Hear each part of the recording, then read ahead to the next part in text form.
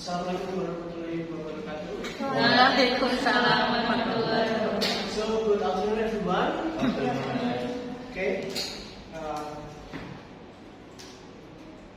We are from Group 1 and we would like to present our ideas and also our answers on the three questions from the yesterday meeting. Okay, so before that, let us introduce ourselves. My name is Wisatrio Aji. My name is Shari from Malaya. My name is Putera Madani. And my name is Mistia Lopian. Okay, let's start with the first question here. As you can see. So the question is, what are the current educational practices that shackle learners' freedom to learn by looking at the national education journey before independence and after independence? So after the discussion, we divided the answers into two parts here, before the independence and then also after the independence. The first one is before independence, the educational is just for certain group only. As you can see in the history, only foreigner and then also only maybe from the kingdom that can access the education. Okay.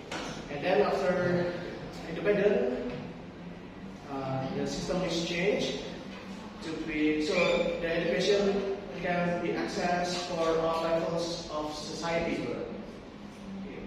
And then the second answer here, the practices is terpusat pada guru or teacher center, ya.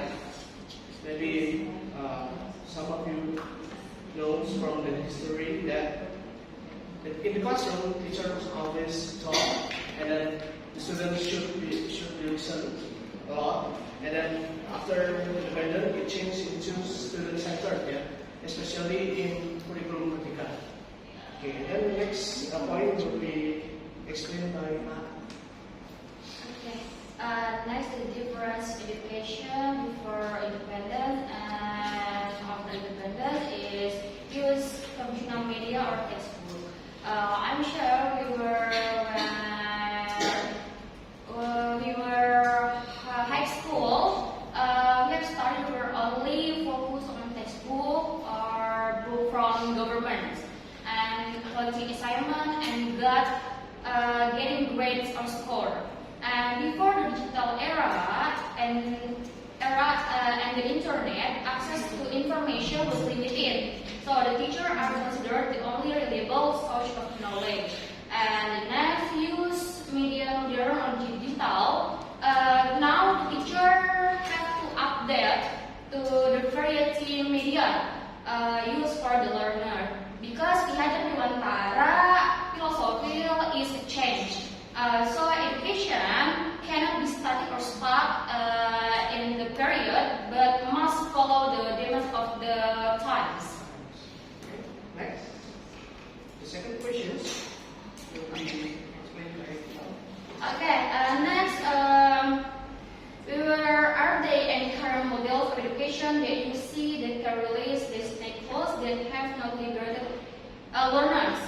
So actually, now there has been implemented independent curriculum for the students. Then it can be some various models or technique in the classroom. So next, there are three current learning models of education that will be presented by Wada. Okay, I will continue about the second question. That we think these models can be liberated students and not limit students in their education. The first model that we think is important is problem-based learning. So, problem-based learning is a student-centered teaching method where students learn about a subject by working in groups. So they are divided in groups and then they are assigned to solve to solve a real life problem. So instead of just listening to the lecture to the teacher, they are actively engaged and then they are actively participating in the teaching and learning process. This model encourages encourage a lot of skills that will develop by the student. The first is, of course, problem-solving skills, and then critical thinking skills, and also communication and teamwork management. There are some steps in PBL. The first step is problem presentation. So in this step, the teacher presents a problem to a student, a problem that will be discussed in group, and then they will solve the problem. And then the second step is group discussion. In this step, the students will be divided, and then they will be discussing about what they need to learn and what they already know about the problems. And then the third step is research and inquiry.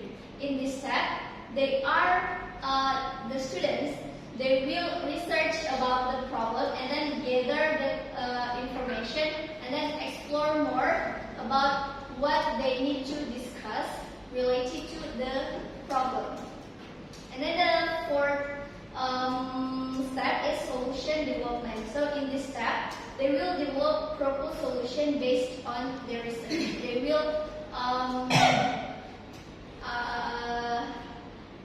stated what are their solutions to the problems. And then the final step is presentation and reflection.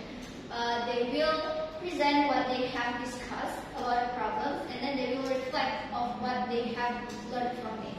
I will state an example of an application using problem-based learning. So in English language learning, we have a descriptive text material. Yeah, so if we apply descriptive text in problem-based learning, the first step that will be taken is problem presentation. So the teacher will present a problem.